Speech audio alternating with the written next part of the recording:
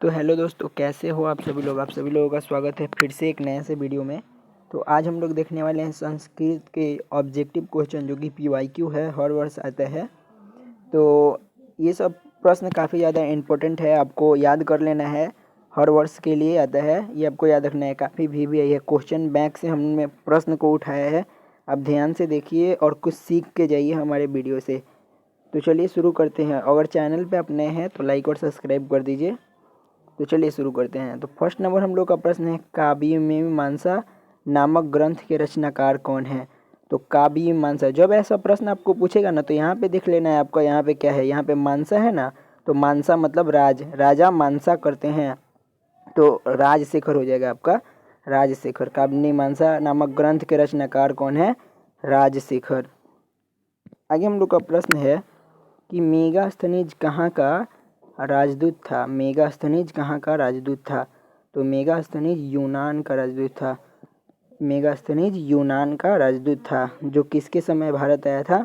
तो चंद्रगुप्त मौर्य के समय भारत आया था। यह भी आपको याद रखना है। यहाँ से एक और प्रश्न आता है कि उगता हुआ सूरज किस देश को कहा जाता है? तो उगता हुआ सूरज जापान को कहा जाता है। ये आपको याद रखना है, काफ़ी ज़्यादा इंपॉर्टेंट प्रश्न है। ये सब VBI प्रश्न है, आपको याद रखना है। आगे हम लोग का प्रश्न है, पाटलिपुत्र किस नदी के किनारे अवस्थित है?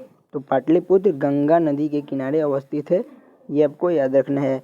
अब पाटलिपुत्र का नया नाम क्या है? तो पटना है, और पटना का प्राचीन नाम पाटलिपुत्र है, ये भी आपको याद रखना है, काफ़ी ज़्यादा इम्पोर्टेंट है। और ये कोसी नदी ही बिहार में हर वर्ष आधी थी दहाड़ लाती है, ये भी आपको याद रखना है। हर वर्ष दहाड़ लाती है, ये भी आपको याद रखना है, काफ़ी ज़्यादा इम्पोर्टेंट प्रश्न है। आगे हम लोग का प्रश्न है, सिख संप्रदाय के 10वें गुरु कौन थे? तो सिख संप्रदाय के 10वें गुरु गुरु गोविंद सिंह हैं, जिनका जन्म स्थान गुरुद्वारा के नाम से जाना जाता है, और इनका जन्म पटना में हुआ था, ये भी आपको याद रखना है। और सिख संप्रदाय के पहले गुरु कौन थे? तो गुरु नानक थे, जिनका जन्म तलमंडी लाहौर पाकिस्तान में हुआ था, ये भी आपको याद रखना है। और यहाँ से एक और प्रश्न आता है कि गुरु अर्जुन देव कौन थे? तो सिख संप्रदाय के 5वें गुरु गुरु अर्जुन देव थे, जो गुरु नानक के सभी रचनाओं को एकत्रित किए थे, ये भी आपको याद रखना है, काफ़ी ज़्यादा इम्पोर्टेंट प्रश्न है और VBI प्रश्न है। आगे हम लोग का प्रश्न है, राजशेखर की रचना कौन सी है? तो राजशेखर, यहाँ पे राजा आया ना, राजा, तो राजा मांसा करते हैं, राजा मांस खाते हैं, ये भी आप याद कर सकते हैं। तो काव्यमीमांसा राजशेखर की रचना कौन सी है? तो काव्यमीमांसा, ये भी आपको याद रखना है। चलिए आगे प्रश्न शुरू करते हैं। तो आगे हम लोग का प्रश्न है, पटना का इतिहास कितना वर्ष पुराना है? तो पटना का इस इतिहास लगभग 2500 वर्ष पुराना है, ये भी आपको याद रखना है। और पटना किस नाम से बना है? तो पतन नाम से पटना की उत्पत्ति हुई है, और पटना को प्राचीन समय में पुष्पपुर, कुसुमपुर नाम से जाना जाता था, ये भी आपको याद रखना है। आगे हम लोग का प्रश्न है, पाटलिपुत्र किस राज्य की राजधानी है? तो पटना को ही पाटलिपुत्र कहा जाता है। तो पटना किस राज्य की राजधानी है? तो बिहार की राजधानी पटना है, ये भी आपको याद रखना है। आगे हम लोग का प्रश्न है, पाटलिपुत्र वैभवम पाठ में किस नगर का वर्णन है? तो पाटलिपुत्र वैभवम पाठ में पटना का वर्णन है, और पटना का प्राचीन नाम पाटलिपुत्र है, ये भी आपको याद रखना है। आगे हम लोग का प्रश्न है, पटना नगर की पालिका देवी कौन है? तो पटना नगर की पालिका देवी पटन देवी है। देखो, प से पटना, प से पटन, पटन देवी है, ये भी आपको याद रखना है। आगे हम लोग का प्रश्न है, पटना किस शब्द से निर्मित है? तो अभी आपको बताएं, पटना पतन शब्द से निर्मित है, ये आपको याद रखना है। आगे हम लोग का प्रश्न है, गोल घर कहाँ है? तो गोल घर आपको पटना में ही मिलेगा, गोल घर। और संजय गांधी जैविक उद्यान, वो भी पटना में है, पटना का चिड़ियाघर, ये सब का है। और गोल घर का निर्माण कब हुआ? तो गोल घर का निर्माण आपको 1786 में गोल घर का निर्माण हुआ था, ये भी आपको याद रखना है। और क्यों हुआ था? तो अनाजों को छिपाने के लिए अंग्रेजों लोगों ने बनवाया था, ये आपको याद रखना है, काफ़ी ज़्यादा इम्पोर्टेंट है। आगे हम लोग का प्रश्न है, पटना में कौमुदी महोत्सव कब मनाया जाता था? तो अभी जिस तरह से हम लोग का दुर्गा पूजा मनता है ना, उसी समय चंद्रगुप्त मौर्य के शासनकाल में कौमुदी महोत्सव मनाया जाता था। और किस ऋतु में मनाया जाता था? शरद ऋतु में। तो देखिए गुप्त वंश के शासनकाल में मनाया जाता था, ये भी आपको याद रखना है। और कब मनाया जाता था? शरद ऋतु में मनाया जाता था। आगे हम लोग का प्रश्न है कौमुदी महोत्सव किस ऋतु में मनाया जाता था? तो कौमुदी महोत्सव शरद ऋतु में मनाया जाता था, मतलब ठंडा के दिन में, शरद के दिन में मनाया जाता था। आगे हम लोग का प्रश्न है नीतिकार आलस्य को क्या मानते हैं? तो नीतिकार आलस्य को शत्रु मानते हैं। आगे हम लोग का प्रश्न है बीरेश्वर कहाँ का मंत्री था? तो बीरेश्वर मिथिला का मंत्री था, ये आपको याद रखना है। और बीरेश्वर कैसा मंत्री था? तो दानशील। बीरेश्वर दानशील मंत्री था, ये भी आपको याद रखना है, काफ़ी ज़्यादा इम्पोर्टेंट प्रश्न है। आगे हम लोग का प्रश्न है आलसशाला में कितने लोग सोए हुए थे?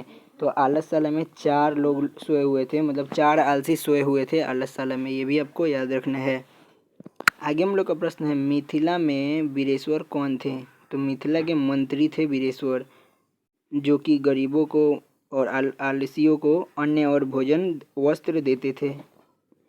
आगे हम लोग का प्रश्न है आलस कथा के लेखक कौन हैं? तो आलस कथा के लेखक विद्यापति हैं। विद्यापति आलस कथा के लेखक हैं। और इसके ये कहाँ से लिया गया है? तो पुरुष परीक्षा नामक ग्रंथ से लिया गया है, ये आपको ध्यान रखना है। पुरुष परीक्षा नामक ग्रंथ से ये संकलित किया गया है, ये भी आपको याद रखना है। आगे हम लोग का प्रश्न है सबसे बड़ा शत्रु कौन है? तो सबसे बड़ा शत्रु आपका आलस है, सबसे बड़ा शत्रु आलस है। आगे हम लोग का प्रश्न है बनावटी आलसी दिखाकर कौन भोजन करता है? तो बनावटी आलस दिखाकर धूर्त लोग भोजन ग्रहण करते थे। आलसशाला में धूर्त लोग भोजन ग्रहण करते थे, ये आपको याद रखना है। आगे हम लोग का प्रश्न है संस्कृत साहित्य कैसा है? तो संस्कृत साहित्य विपुल है। विपुल मतलब विशाल है, महान है, प्राचीन है, ये भी आपको याद रखना है। आगे हम लोग का प्रश्न है कोम्पन राय का समय क्या था? तो कोम्पन राय का समय 14वीं शताब्दी था। और कोम्पन राय की रानी क्या थी, कौन थी? तो गंगा देवी। गंगा देवी भी इनकी पत्नी थी, ये भी आपको याद रखना है। और इन्होंने कौन सा ग्रंथ लिखा? तो मधुरा विजयम। मधुरा विजयम के रचनाकार कौन है? गंगा देवी हैं, ये भी आपको याद रखना है। आगे हम लोग का प्रश्न है ऋग्वेद में कितने मंत्र दर्शनवटी का वर्णन है? तो ऋग्वेद में आपका 24 दर्शनवती ऋषियों का वर्णन है, ये भी आपको याद रखना है। आगे हम लोग का प्रश्न है कोम्पन राय की रानी कौन थी? तो कोम्पन राय की रानी गंगा देवी थी। और इनका समय क्या था? तो 14वीं शताब्दी था, ये भी आपको याद रखना है। आगे हम लोग का प्रश्न है जन्म पूर्व कितने संस्कार हैं? तो जन्म से पूर्व 3 संस्कार होते हैं। एक वो होता है सीमांतोन्नयन पुष्वन, और एक और होता है, वो आप कमेंट करिएगा, थोड़ा नाम भूल गए हैं। आगे हम लोग का प्रश्न है संस्कार के कितने प्रकार हैं? तो संस्कार के कुल 5 प्रकार हैं, मतलब कुल हमारे भारतीय संस्कार में 16 संस्कार होते हैं, लेकिन उनको 5 भागों में बांटा गया है। आगे हम लोग का प्रश्न है भारतीय संस्कार कितने हैं? तो भारतीय संस्कार 16 हैं, 16 भारतीय संस्कार है, इनको 5 भागों में बांटा गया है। आगे हम लोग का प्रश्न है चरित्र का निर्माण किससे होता है? तो चरित्र का निर्माण संस्कारों से ही होता है। अगर आप किसी से अच्छा व्यवहार करिएगा तो वो आपका संस्कार है। आगे हम लोग का प्रश्न है राम प्रवेश के गांव का नाम क्या था? तो भीखन टोला। भीखन टोला राम प्रवेश में गांव का नाम था। और इनके घर से विद्यालय कितनी कोस की दूरी पे था? तो 1 कोस की दूरी पे था। आगे हम लोग का प्रश्न है मरने के बाद कितने संस्कार होते हैं? तो मरने के बाद एक होता है अंत्येति संस्कार, ये भी आपको याद रखना है। आगे हम लोग का प्रश्न है भीखन टोला गाँव कहाँ है? तो भीखन टोला गाँव बिहार में ही है, बिहार में ही भीखन टोला गाँव है। आगे हम लोग का प्रश्न है कर्मवीर कथा पाठ में किसकी कथा है? तो कर्मवीर कथा पाठ में राम प्रवेश राम की कथा है, जिन्होंने एक दलित समाज में जन्म लिया और IAS अधिकारी बने अपने मेहनत और काबिलियत से।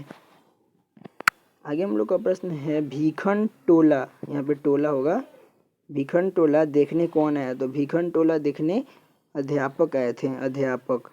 आगे हम लोग का प्रश्न है आर्य समाज नामक संस्था की स्थापना कब हुई?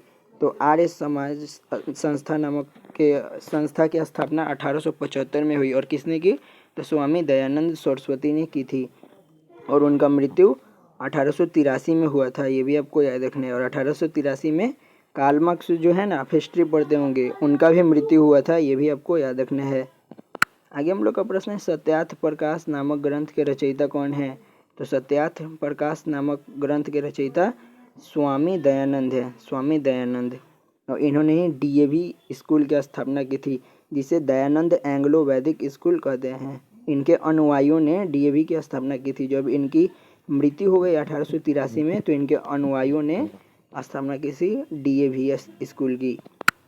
आगे हम लोग का प्रश्न है, स्वामी दयानंद के गुरु कौन थे? तो स्वामी दयानंद के गुरु बिरजानंद थे, बिरजानंद, ये आपको याद रखना है। स्वामी दयानंद के गुरु कौन थे? तो बिरजानंद थे। आगे हम लोग का प्रश्न है, स्वामी दयानंद का जन्म कहाँ हुआ था? स्वामी दयानंद का जन्म गुजरात के टंकारा नामक ग्राम में हुआ था, ये भी आपको याद रखना है। और इनका परिवार एक कर्मकांडी परिवार था, ये भी आपको याद रखना है। इनका परिवार एक कर्मकांडी परिवार था, जो किसका उपासक था? तो शिव भगवान का, मतलब जन्म से ही शिव भगवान का पूजा करते थे ये लोग, इनके घर वाले। आगे हम लोग का प्रश्न है, रात्रि जागरण छोड़कर मूल शंकर कहाँ गए? तो रात्रि जागरण छोड़कर मूल शंकर घर चले गए। आगे हम लोग का प्रश्न है, डीएवी की स्थापना कब हुई? तो डीएवी की स्थापना 1883 में हुई। और किसने की? तो स्वामी दयानंद के अनुयायियों ने की थी।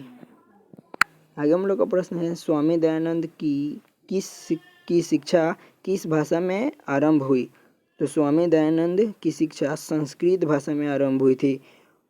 आगे हम लोग का प्रश्न, हितोपदेश कैसा ग्रंथ है? तो हितोपदेश बाल कथा ग्रंथ है, और इसमें केवल बालों के बारे में लिखा गया है। और इसके लेखक कौन है? तो नारायण पंडित हैं, ये भी आपको याद रखना है।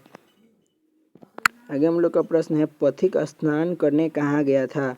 तो पथिक स्नान करने तालाब में गया था, ये आपको याद रखना है। आगे हम लोग का प्रश्न है, दान किसको देना चाहिए? तो जो दरिद्र होते हैं ना, दरिद्र, जिनके पास खाने के लिए कुछ नहीं होता है, उनको दान देना चाहिए। आगे हम लोग का प्रश्न है, दुख का विषय क्या है? तो आज पूरे विश्व में हम लोग का अशांति फैला हुआ है, सब लोग अपने से अपने झगड़ा कर रहे हैं, तो यही दुख का विषय है। दुख का विषय अशांति है, ये भी आपको याद रखना है। आगे हम लोग का प्रश्न है, किसके बिना ज्ञान भार है? तो क्रिया के बिना, मानिए कि आपके पास ज्ञान है और आप काम ही नहीं कर रहे हैं ज्ञान वाला, तो वो भार के समान है। आगे हम लोग का प्रश्न है, स्वामी दयानंद का परिवार किसका उपासक था? तो स्वामी दयानंद का परिवार शिव भगवान का उपासक था, ये आपको याद रखना है। उनका परिवार जन्म से ही शिव भगवान की पूजा करते आते थे। आगे हम लोग का प्रश्न है, व्याघ्रपथिक कथा में बाघ कैसा था? यहाँ पे गलत है, बाघ कैसा था? बाघ बूढ़ा था, जिसके हाथ में सोने का कंगन था, ये भी आपको याद रखना है। आगे हम लोग का प्रश्न है, बाघ के हाथ में क्या था? तो बाघ के हाथ में सोने का कंगन था, ये भी आपको याद रखना है।